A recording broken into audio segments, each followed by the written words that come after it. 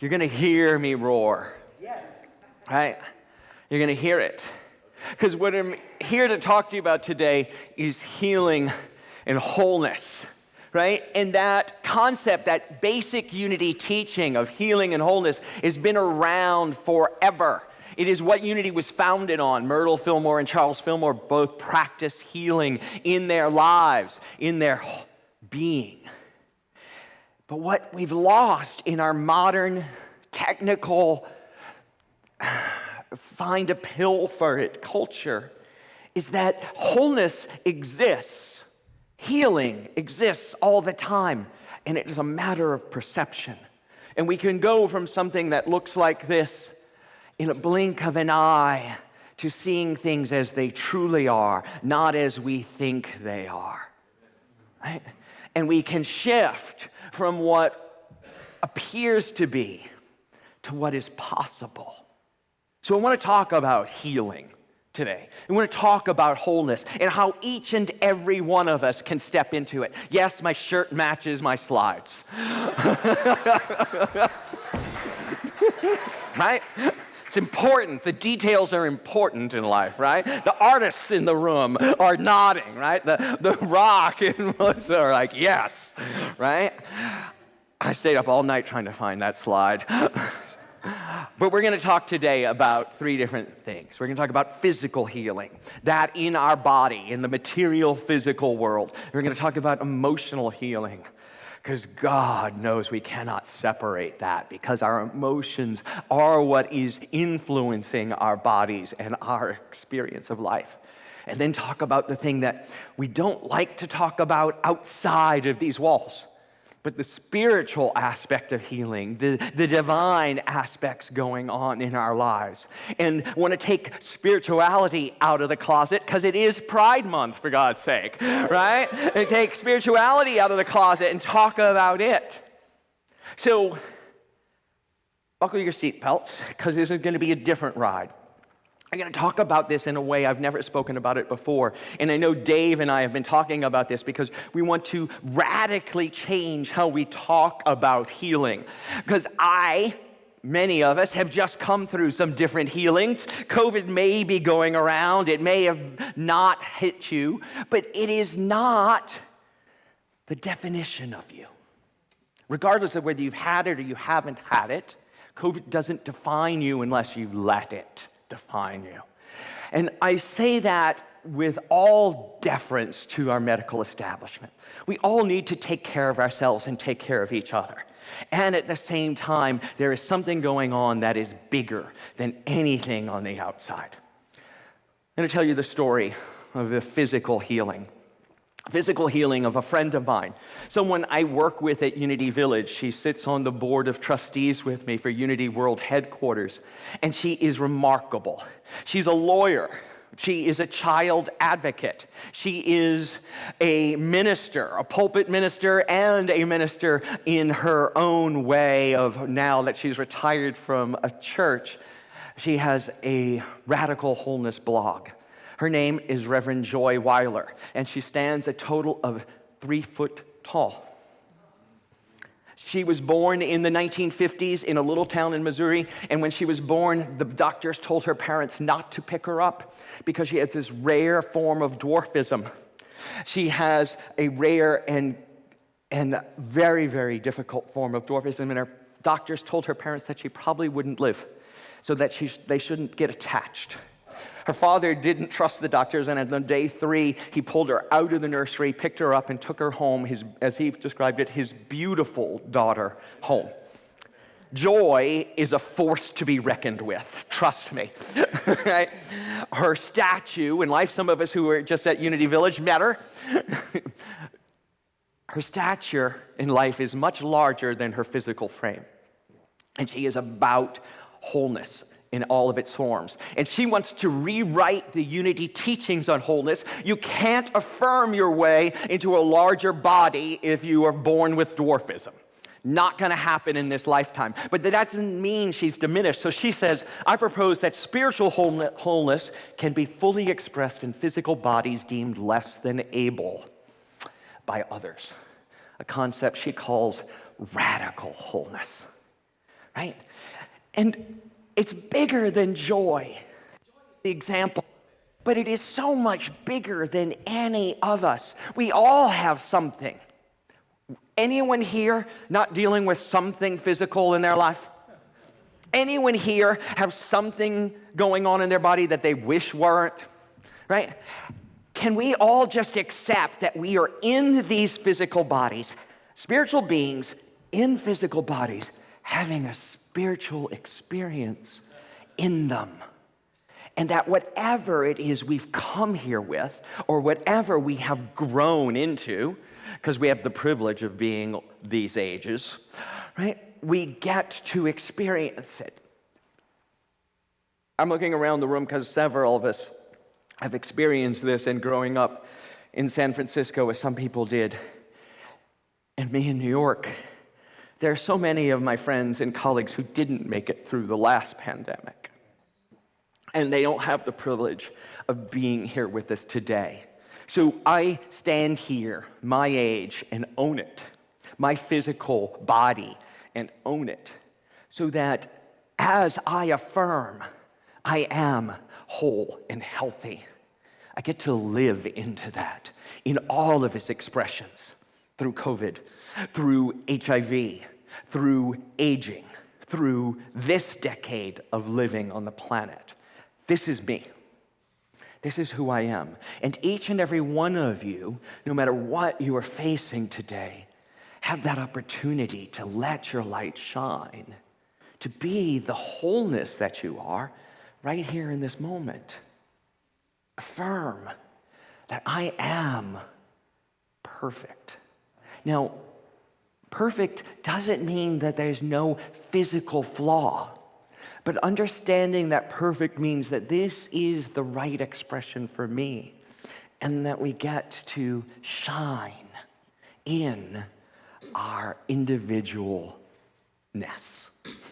our individual uniqueness.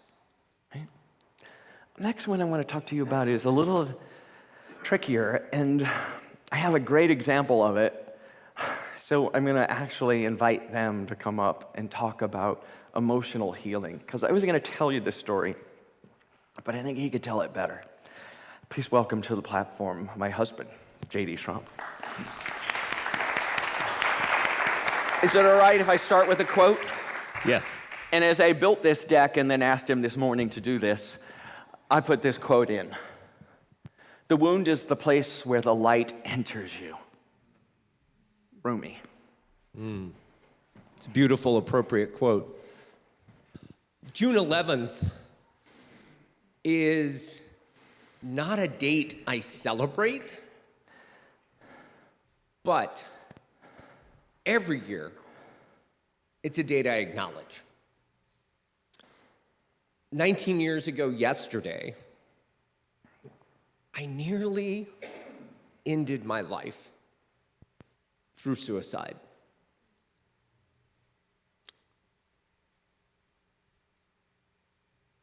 Realized, as I was getting ready to share these very brief remarks, is that 19 years ago today, I started the journey of emotional healing.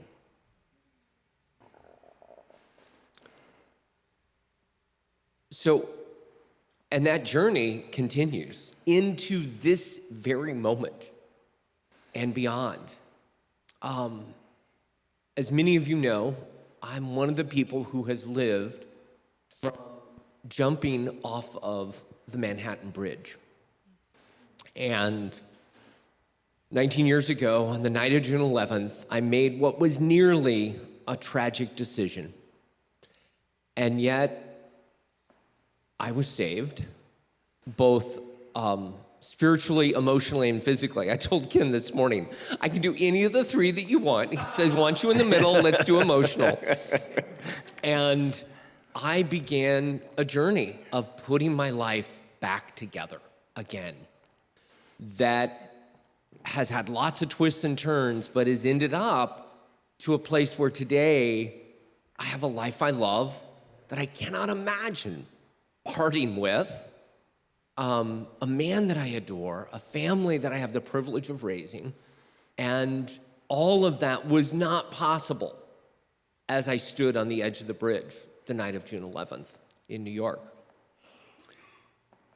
So what I did is, as I got ready for this weekend, I chose what I wanted to have be in the weekend. And so Friday, I took the day with my kids, and we did an awesome adventure into San Francisco on the boat, on the ferry boat. And I volunteered on the crisis text line on Friday night, and I was with other people in an emotional crisis. And yesterday, I again spent time with my family, had dinner with Ken, went to a 12-step meeting online, and fell asleep listening to an author that I really care about. And this morning, I got to go to Most Holy Redeemer, my Catholic parish, and get here in time for this service. And so I'm living a life that's very intentional, and yet, as Reverend Ken said, it is not perfect. I know that even this weekend, I lost patience with my kids.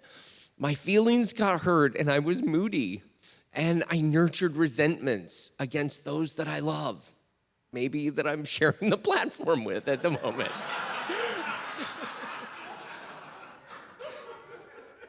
And it's all perfect, because that's what healing is about.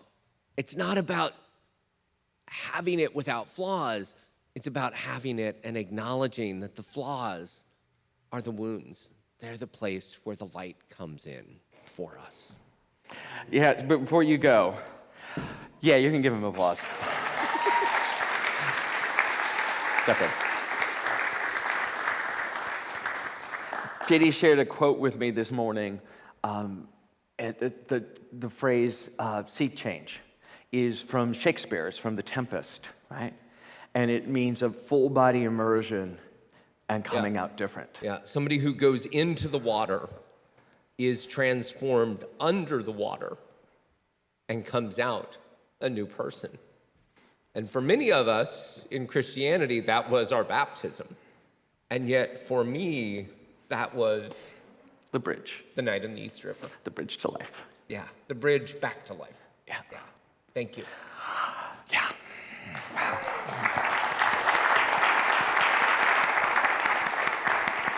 And what I want to point out too, what JD said, is that those things weren't possible for him on that bridge that night. They were possible, but our emotions sometimes can block us from seeing what is possible, right? And to understand that our emotions are not facts. They're just an emotional current running through us that will shift as we do. That on the other side lies the possibility, lies the family. Less than 3 months, 2 months after he jumped off the bridge, we met. We did not date then, because I was in no shape to date either. But we became friends, and later we started dating. So that's what I hold for emotional healing, is that it's a process for all of us through. All of us to enter into willingly, to see on the other side, to see the multicolor when we can only see black and white. And the last one is spiritual. And so when I entered into a Unity church for the first time in the 1980s, I didn't know this existed, where people would celebrate me exactly as I am. And it took me a lot to be able, here we go. Okay. To be able to stand in front of that and do that. And to own those wings, to own my own angel-like quality, right? That was at Unity Village as well. And the quote I want to talk to you about it is one that was really important to me. Marianne Williamson was one of my early teachers in the 1980s when we were going through the first pandemic. And I used to sit in groups, small groups with Marianne Williamson, and we talked about these things. Later, she wrote this quote: "Our deepest fear is we are inadequate. Our deepest fear is that we are powerful beyond measure. It is our light, not our darkness, that frightens us most." Right? That's the truth of who we are. That's the truth of what we are about. But most of us say, oh, no, I can't do that. I've done this. I'm to this. I'm flawed. That's for someone else to do. When it is actually each and every one of our jobs to step up and to shine. To be there for the person walking down the street who needs to see our light. To be there for the person sitting on their deathbed, needing to have their hand held and their thoughts reflected back to them. To be there for the person going through the journey, for the 5-year-old and the 7-year-old, 3-year-old who need to hear, you are God's perfect child. We love you exactly the way you are, even when you drive us crazy. Right? To be there in those places where we are needed to shine. We are all meant to shine just as the kids do, right? We know this line from Marianne. We're all meant to shine, not just some of us, but all of us. I get to be on this platform. You get to be on that platform. Your light is your platform, and the spotlight shines from you, not on you. The spotlight shines from within you to what you put your focus on. So shine, folks. Step up to your spiritual truth, to your spiritual wholeness, and stop defining ourselves by our diagnosis. Stop defining ourselves by our height. Stop defining ourselves by our gender or our sexual orientation or any of it, our political affiliation or not, and let our wings show. I do a meditation that I love. Is that I feel the wings growing out of the center of my back, and that I stand here at full wingspan. The wings are stretching out over the whole platform, and I can flap and give you a cool breeze, which I know you'd appreciate right now, right? So feel that breeze.